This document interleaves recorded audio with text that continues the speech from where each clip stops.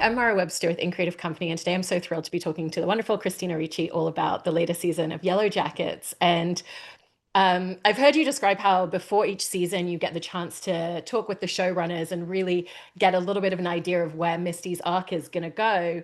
And that one of the big keys that they gave you this season was that it was really going to be her realizing the behavior and actions of her friends. And I know you've said that some of the scenes that were a little bit challenging in the first couple of seasons where she's so smart and she's so perceptive, but she's not responding to the put downs that they're giving her. And I was interested in how that really changed a lot of the scenes in playing Misty for you this season.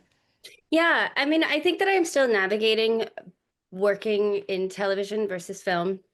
And, I haven't had that, obviously, I haven't had that much experience on a TV show. And, how little information you have as an actor as to what's going to happen. Like with a film, you have the whole script, you have the beginning, middle, end, you understand everything. So it just sort of helped. This is the always the way that I've known how to do these things is to consider everything and put together a character based on the entire journey, um, or the entire arc in the script. And so doing it's so different playing a character in a TV show where you don't have the information. The past is being written and shown as we progress. So you don't even have that information about your past. And then what the things she's going to do, sometimes you don't know what those are. So you sort of, as an actor, you kind of like in the past, I've always created rules for my character. Um, and those rules usually take into consideration what the character does. But with this, you kind of you create rules for the character, and then in 3 episodes, those rules were totally broken because she's doing something that you would never think she would do. So it has been hard. It has made me feel like very off kilter, and I have sort of been feeling like scrambling and trying to figure out how to do this well. And I want to be great at it. I want to have the muscle that you need as a TV actor versus a film actor. So this was actually the first season where I asked to have a meeting with the writers. I thought I would try this, have a meeting, and instead of asking about um, logistics and story points. I asked more about her emotional arc, because that is the information that I need as an actor. If I understand the emotion behind choices and actions, then that's all I need to justify it. Then it's like I haven't broken my, it allows me to set rules for the character based on what they're saying her emotional journey will be. And so then nothing that comes up will break the rules of that character. So I know it's very convoluted sounding. But so this time they did. They gave me the emotional arc, and that was really incredibly helpful. Just because, like I said, then whatever came up or whatever actions, I was just like, oh, okay, so she's at this point in that journey for the season. And it was, and like you said, in the past I have felt very frustrated, because when you play a part well, as an actor, one of the things you aspire to is to be present and reactive in the moment. And I can't help but put so much of myself in the character as well. Um, and so the part of you that's yourself in the character is the reactivity. You know, I leave myself completely open and present so that if I get hurt, I react as a hurt person. If I get angry, I react in anger. Um, but to play this character where she doesn't respond to any of the slights, the constant sort of denigration that's coming at her from her quote unquote friends. I have felt that it was hard for me to really justify. Um, I get that the idea is that she's so desperate for their love that she'll ignore anything. But at times I found it hard to not even like put in there that she acknowledges it, but she's not gonna deal with it anyway. I couldn't even have that in there. So it was really wonderful to see that that was intentional, and that now, now 3 seasons later, that's going to be something that falls away, and we get to see her growth in that way.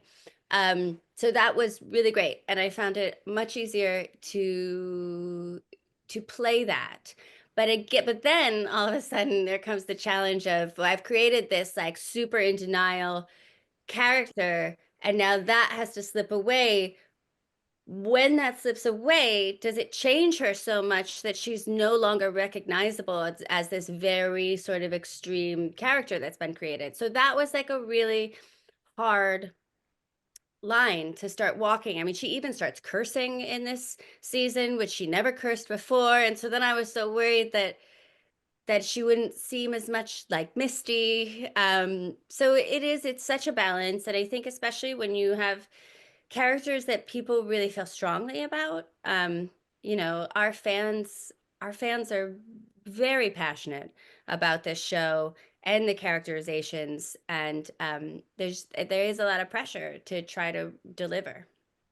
It feels like with what you were describing about the challenge of justifying some of those little changes and swearing a little bit more, pushing back on the other women in the group, that there's these external voices and forces that kind of help justify it. You have the obvious impact of the death of Natalie and wanting to embody little parts of Of her. course. Yeah. And then you have Walter's voice telling her constantly, these aren't your friends. And so Right. did you find that having those external elements kind of helped with the justification of a lot of those choices?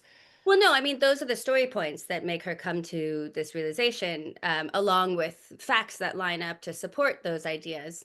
Um, yeah, I tend to be very cerebral and to really live in my own head, and thus the characters also are sort of like that, like disembodied brains in a way. And especially with Misty, because I think she lacks a lot of self-reflection and does not turn sort of an analytical eye towards herself very often. And I don't think she can see herself clearly at all. Um, so so yeah, sometimes when I play her, I feel like I very much am in like a vacuum just in my brain. That lack of self-reflection that she has that you just described as well kind of also coincides with not having the emotional mechanisms to deal with Natalie's death. And Mm. how did that really set you up for that journey that she goes on, where she goes to the storage unit and then she goes to the bar and she's kind of trying to embody her, drinking heavily, wearing the jacket, and just that entire sequence of events?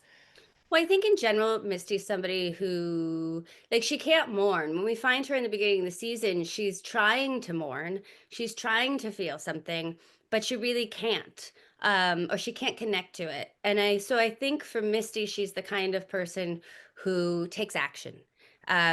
She does things, and that's very, very obvious in this season because she doesn't ever take time to mourn the death of Natalie. She just goes, goes, goes. And first it's this self-destructive kind of rampage, and then it's very much taking action. Sort of, she's going to solve Lottie's murder as a way of, in lieu of sort of avenging Natalie. Mhm. And the stakes for her as a character also feel like they've shifted over the seasons, because she didn't really have anything to lose in season one. And then when Walter came aboard, all of a sudden she has someone in her life for a bit. But this season, she's very much pushing him away. And so, how did that change things again in terms of what the personal stakes are for her and getting involved in all of this for you? Yeah, I think that she's just I mean, she spent according to what we've been told with the show, she spent all of her adult life alone, rejected, uh, doesn't have friends, has not been in relationships.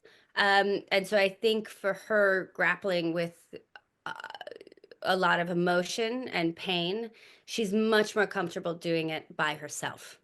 And so I think that she just can't stand going through it with somebody else in her life. And so that is why she pushes him away, and then begins this sort of very active, mobile journey of, you know, again, like taking action. You know, she doesn't have to deal with anything if she doesn't have to talk about her feelings with anyone, and she can just move on to this next project and cathartic kind of experience. And there's such an aspect in the first few episodes where it kind of seems like she really needs to believe that Shauna needs her in a lot of situations. And then there's that tipping point of the moment where Shauna calls her to come over and she's like, yep, we're going to hang out, we're going to be friends. And then she finds out it's all just to babysit Lottie and Callie and to try and keep them apart. Was that a big tipping point in terms of the way that their relationship so drastically shifted for you this season?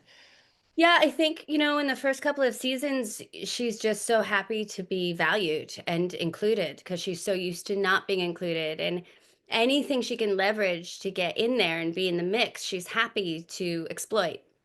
And then I think because in her mind, she did have such a real friendship with Natalie, and Natalie did value her beyond where the other women do. I think then she has this desire to be valued as herself and to be really considered a friend. And you know, after the experience of the sleepover and the whole thing, I think she really realizes that that's all that's ever going to happen with Shauna. She's just going to use her. Um, I mean, it doesn't happen right then. It's sort of after when she accuses her of cutting her brakes and all that stuff. She kind of gets to see what Shauna actually thinks of her. And that just she's I think understandably and justifiably she's completely outraged by that, and it's unfair, and the way she's been treated by this woman is completely unfair.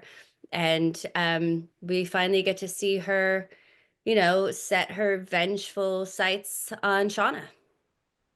Right, and it starts off in such a great way with kind of this comedic aspect when Shauna and Jeff show up to volunteer at her workplace, and just the control that she suddenly feels and the joy that she gets from that. What were a lot of the different aspects that you found of how Misty very specifically was trying to control or push back on Shauna once she feels that way?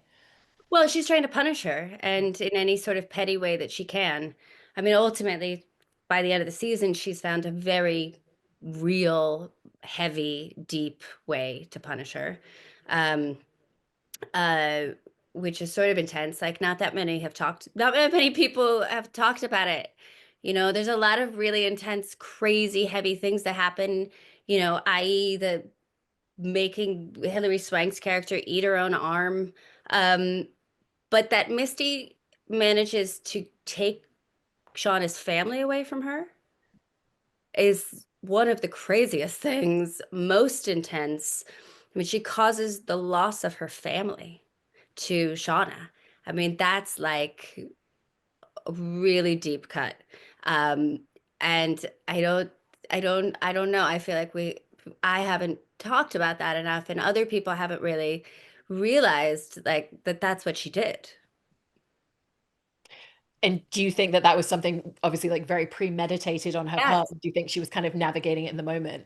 Yeah, I talked to I remember talking to Bart about something. I had called him to say that I didn't really understand the there was a change between one scene and the next. Misty had totally changed what she was doing. And I sort of said, well, I just didn't know how to play it because you don't ever see her make that decision.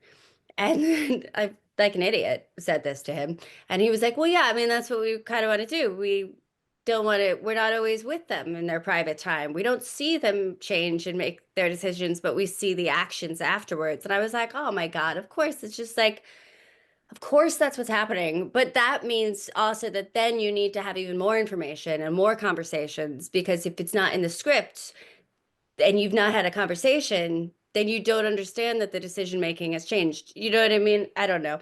It's just like so much of this stuff is so cerebral and convoluted and like in your head, and sometimes you feel like you're chasing your tail. But um, and I don't even remember the original question that you asked me.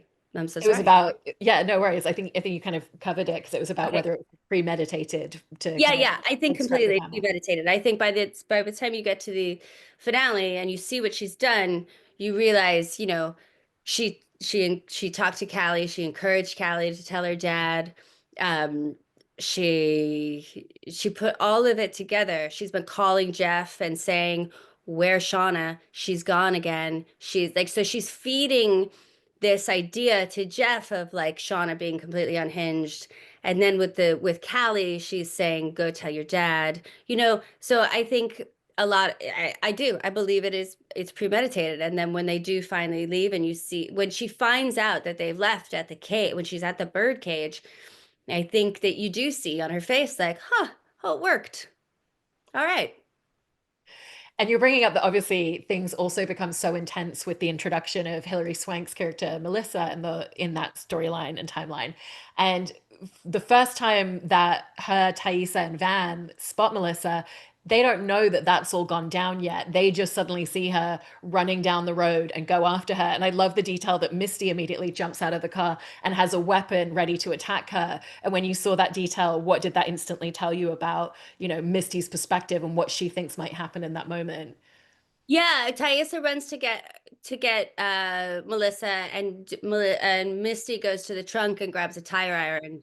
And I mean, for me, that just said like, well, they think that, they think Melissa's the one that's been um blackmailing them. Not blackmailing, but like the tape and the threats and the whole thing. So I think she just ran away from them. So I think that she's very much prepared to control the situation. Yeah. And the thing about Misty, you were describing earlier, she's very much gone through a lot of adult life without having anyone close to her, but she has all these different connections of people and these power plays because of her time that she spends in that private investigator network. She can show up at the mortuary and get Lottie's personal effects. She has a guy that she can drop DNA off with and then just waltz out the room and know that he's going to take care of it. What do those sorts of relationships give you in terms of Misty and just the way that it's kind of always a bit of a game and a bit of a power play for her as well at the same time? Yeah, well, I mean, if you don't have a lot of relationships, a lot of people in your life, then you've got to occupy your brain in some way. And I believe this whole citizen detective thing, it is to me, it feels inspired by what was that Netflix documentary? Something Don't Kill Cats, Uh, or yeah, you know what I'm talking yeah. about? And in there, you see that like literally was like an online group of at-home sleuths that used all of their resources. One of them knew a person in a lab, and this other person knew blah blah blah, and this other person managed to contact the police in this small town and have access to cameras. And so I that's what it always makes me think of. And because it really is, she's somebody who does not have a rich life. And so this is what she does with her time. And she, a lot of people who have complex trauma or trauma in the past are obsessed with true crime. And uh, so I, completely connect with that and understand it. And yeah, I just think it speaks to she doesn't have a family, she doesn't have career aspirations, and this is what she does with her time. And there's obviously a really different aspect in terms of her investigating Lottie's death. Did you feel like a lot of that was essentially more an investigation of who's been deceiving me and lying to my face out of the group because she does think it's one of them? Yeah, I think that a lot of the motivation for solving Lottie's murder is it's sort of like in lieu of avenging Natalie's death. Because she does feel that somebody's responsible for Natalie's death just because she's the one who stabbed her with the needle by accident. She has this feeling of like, well, it's somebody's fault that we were in that situation, and whose fault is it? And I think originally she blames Lottie for it, but then when Lottie dies, it's sort of like Lottie's just as much a victim as Natalie was. And so it is sort of, she's not just investigating Lottie's death, she's going to sort of like smoke out the rats in a way.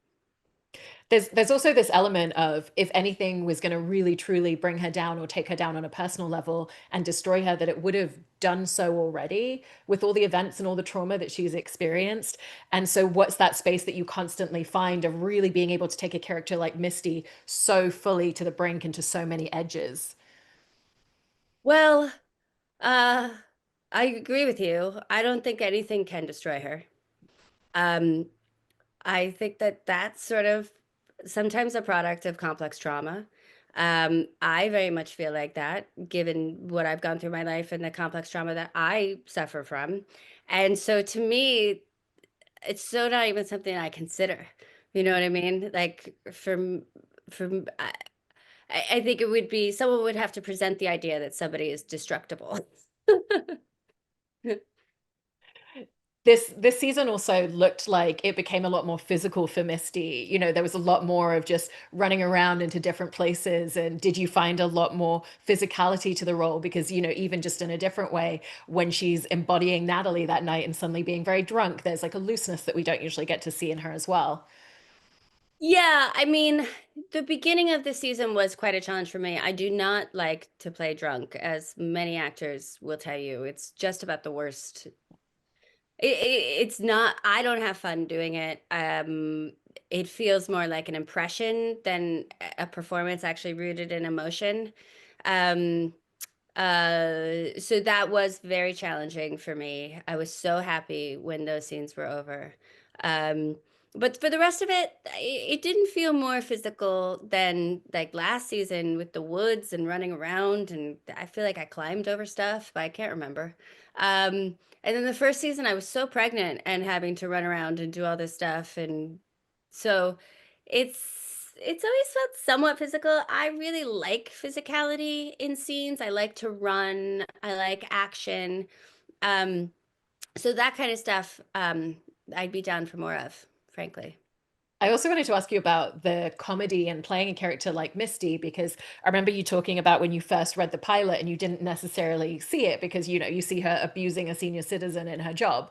But over time, it feels like you've really found this great embodiment, and a lot of it comes from the fact that to Misty, these things are all very serious. So you're playing the comedy with what's real to her.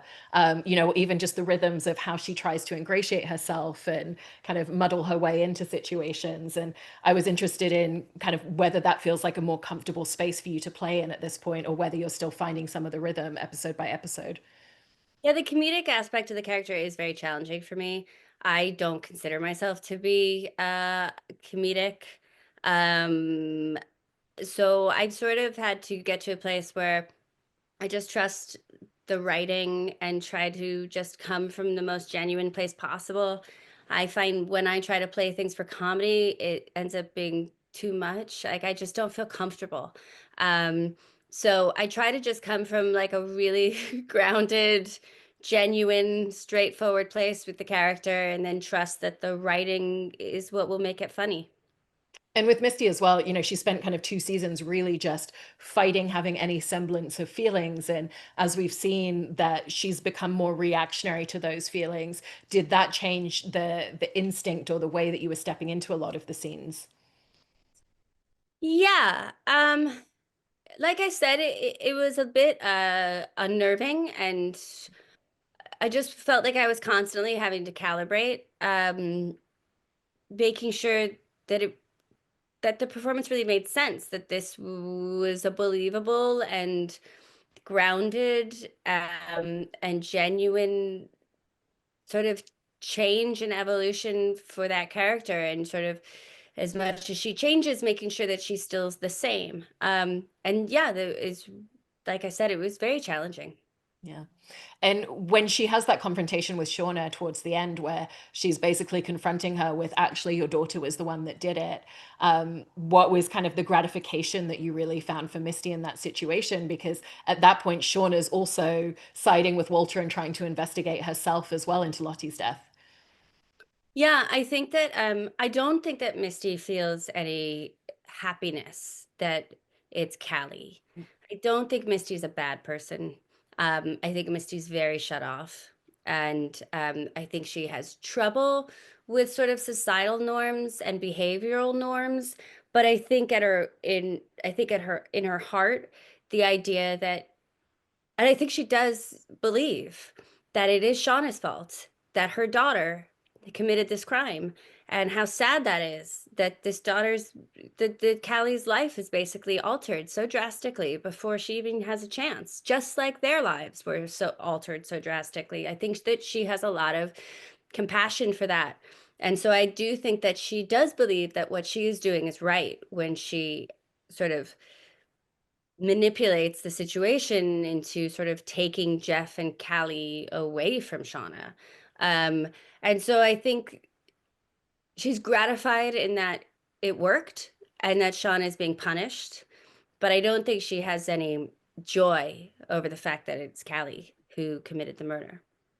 And then we have that moment at the end where it's Thaisa and Misty, and they're kind of deciding in that moment to form an allegiance moving forward against Shauna. And I was interested in kind of where you found Misty at that moment, because, suddenly she has an ally in the way that she's been feeling for several episodes already. Yeah, and I think that's really gratifying for her. Again, like if we think about the main, the biggest sort of motivation for Misty always is this compulsive need for connection and compulsive need for friendship and validation, and to be invited to be a part of something. The fact that Thaisa is there asking her to be her partner in this, I think is incredibly like almost like, whoa. I kind of felt like we were playing the scene that like the character, like I felt as Misty, like a little bit like caught in headlights and a little like dizzy, like, oh wow, this is really happening. Um, and I think that's her real feeling, like, oh wow, this thing is happening that I've always wanted. Um, and I think it's just like a bonus that it's against Shauna, who she's obviously been harboring so much animosity towards for so long. Like, if you think about what we've found out about Shauna, young Shauna, this season, and then you think about these characters as adults who have sort of like shut off a lot of that, but clearly still have the resentment and the feeling and this behavior that Sean has exhibited in the present this season would have triggered a lot of those old resentments. Um, and so I think a lot of like in that moment for me playing it was sort of like so many things click into place for her and feel good. Um, and so for me, that scene was just like, she's like in the glow of like, oh, you just found out you won an Oscar, basically. Like what, so yeah. I know it almost feels like she's getting everything from Thaisa that she was trying to get from Shauna at the Yeah. beginning of the season. And she didn't even mean to. And she's like, oh, the bonus. Look at this. Well, I so appreciate you articulating all of this so beautifully. It's such a wonderful character, and I always really love watching your performance in the show. So Thank, thank you, Christina. thank you. I really appreciate it.